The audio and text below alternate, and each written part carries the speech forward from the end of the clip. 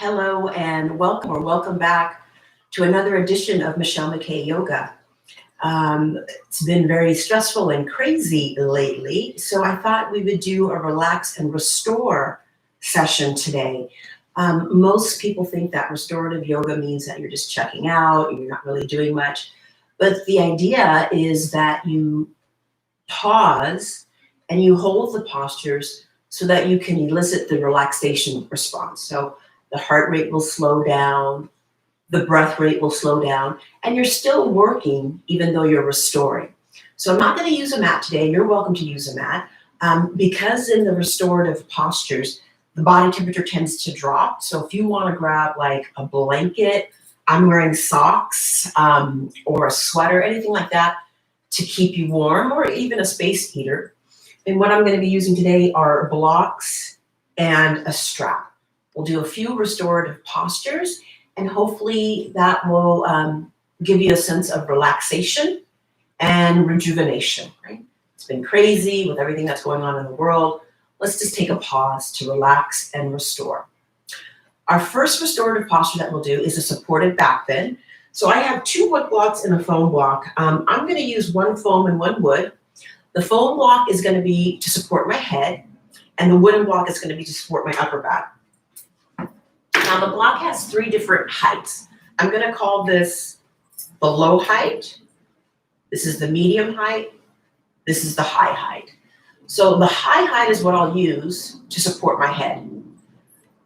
The medium height is what I'm going to use to support my upper back. Now the block that's at the medium height, at the upper back, you can think of the bra line or the heart rate monitor line, okay? So again, I'm not using a mat, but you certainly could use a mat. The block is going to be for my head, the tall height. And then the medium height is going to support my upper back. So if you have it in the right position, it'll be at your thoracic spine.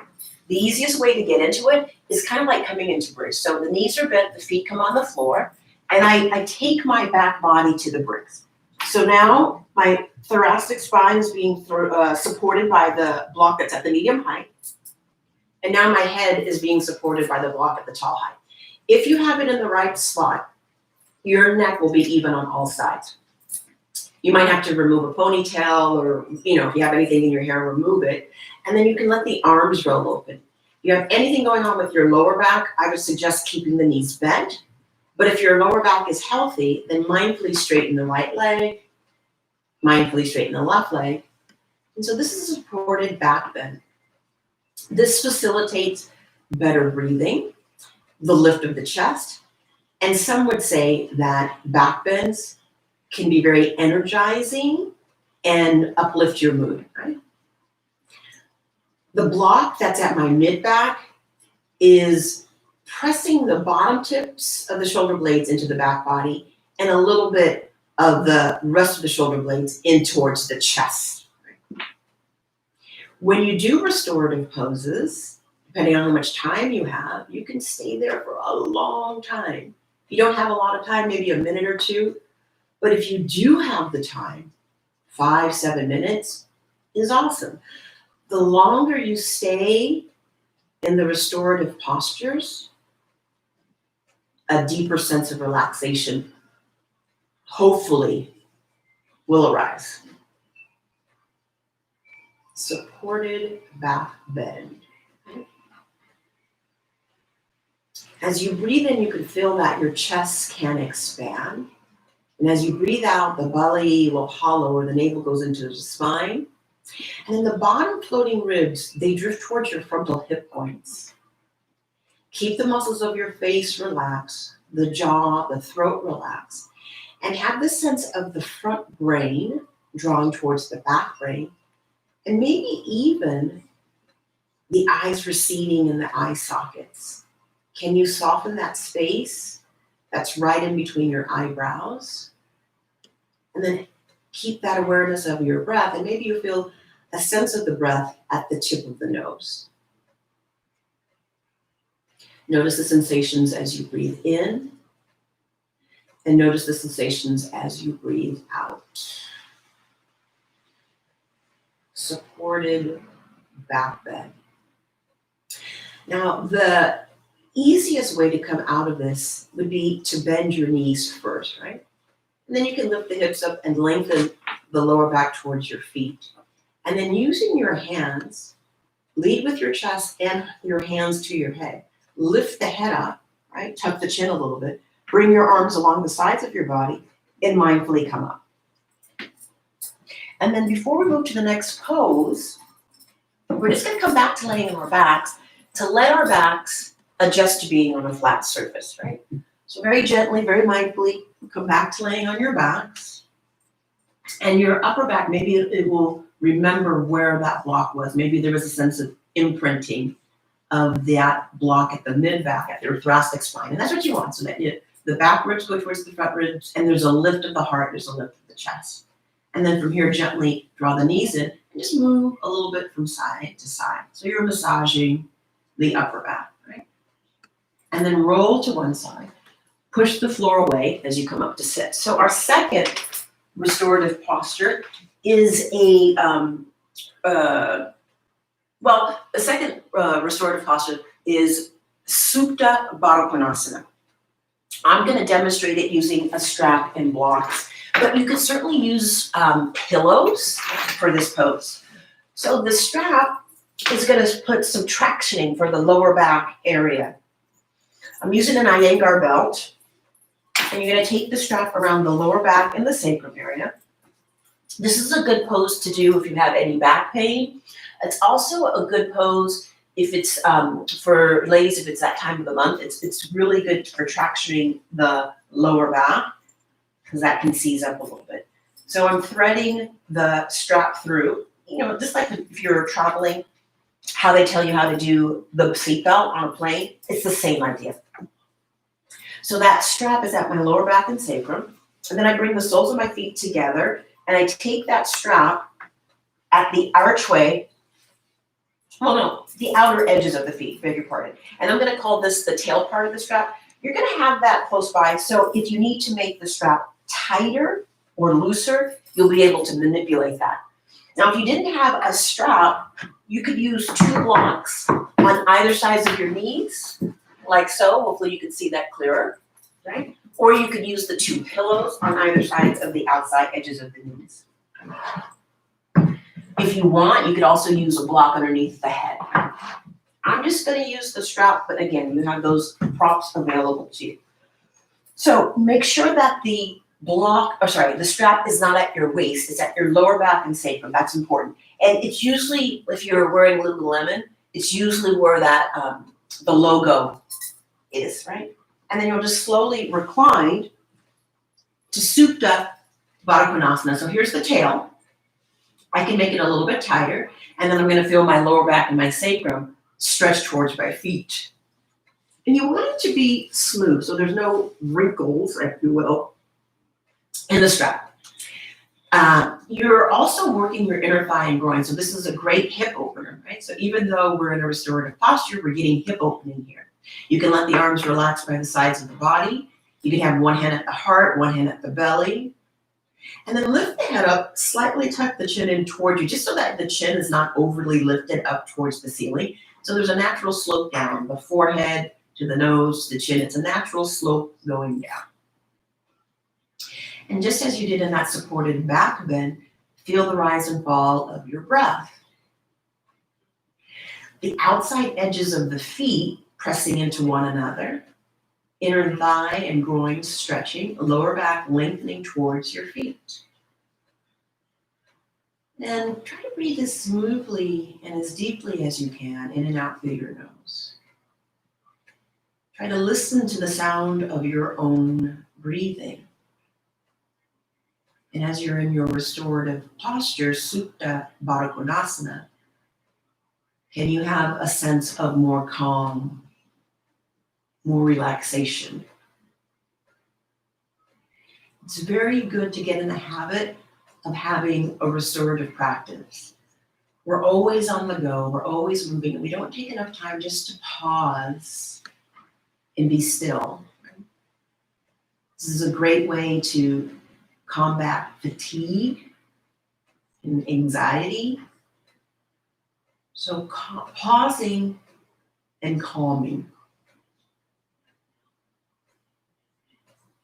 Now to get out, you'll start to draw the knees towards one another and bring the feet towards one another. And then let the feet come back down into that Supta Baddha Konasana, but without the strap, right? So now just feel that maybe the hips are opening a little bit more. Lower back is lengthening towards the heels.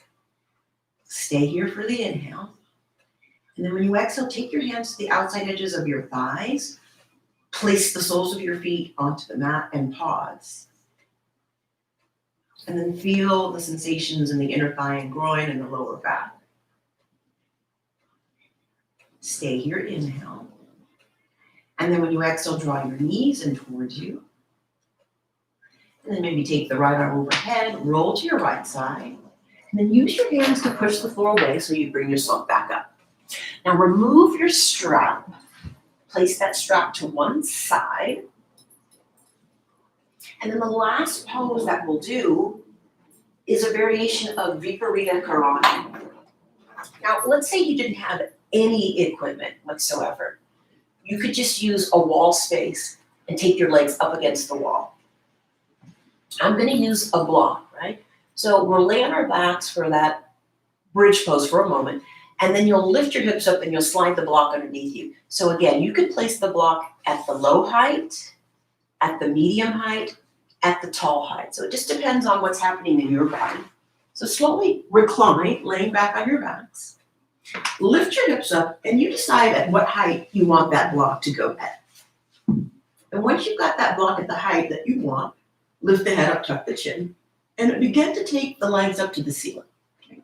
So you could, just a little bit more, you could hold onto the block here. You can let your arms roll open, right? You can even do a goal post with the arms. And so now the legs are draining, right? And there's like a little cascade of energy drawing up towards my heart. This is a good one to practice if you just need like a little, I sometimes refer to it as a quick pick-me-up, right? You've still got a lot to do in your day, but this is going to be calming, relaxing, and restoring. This is a way of doing an inversion, right? Say you didn't have enough time to do a headstand or a shoulder stand, you could still take the legs up, right? Let the legs drain. Feel the breath in between each toe. Feel that the collarbones are spread wide apart. And your shoulder blades are drifting towards your lower back area. Then just feel that natural, gentle curvature of the fingers curling in towards one another. This is a way of doing viparita karani. Again, if you didn't have any equipment, you could just take your legs up against the wall. And what if you didn't have a wall space? Just reach the legs straight up to the ceiling. Smooth, steady inhales. Smooth, steady exhales.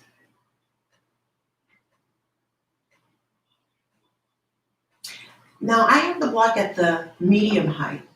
So what I like to do is a gradual descension before I come all the way back down to the ground. So bending the knees, place the feet onto the mat, lift the hips up, and then take the block to the lower level, right? And just pause there for a moment. So if you had it at the high level, it would be at medium. I had it at medium, now it's at low. Pause there.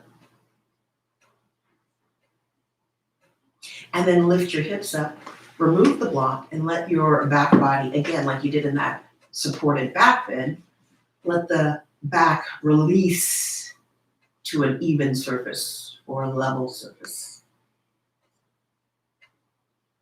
And then lastly, what you would do is Shavasana.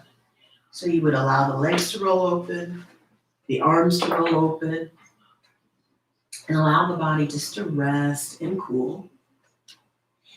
And imagine that the breath is coming in through the crown of the head, drifting through the face and the throat, drifting through the shoulders, the arms, and the fingers, throughout the torso, the sitting bones, the thighs, the knees, the calves, the feet, And then the breath returning through the soles of the feet, through the calves, the knees, the thighs, the sitting bones, the torso, the shoulders, the arms, the fingers, through the neck and out through the crown of the head.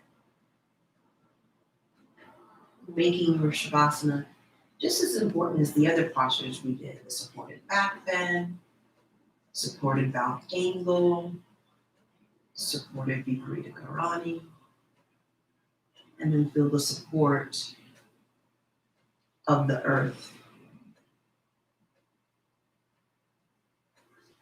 When you're ready, stretch your arms overhead as if you were just waking up first thing in the morning. Take an inhale. And then when you exhale, draw your knees in toward you and wrap your arms around your legs. You can rock a little bit side to side. Take an inhale to lift yourself up. As you exhale, lower yourself back down. Take the right arm overhead, roll to your right side, and then use your hands to push the floor away and bring yourself up to a seated position. Maybe you can sit with your shins crossed because we did do that hip opener. Then bring your hands to your heart center. Allow the heart to lift and the mind to bow towards the heart. I hope you enjoyed this video. Please feel free to send me a message, any comments, concerns, suggestions. If you like this video, give it a thumbs up, subscribe to my station, or my channel, I should say.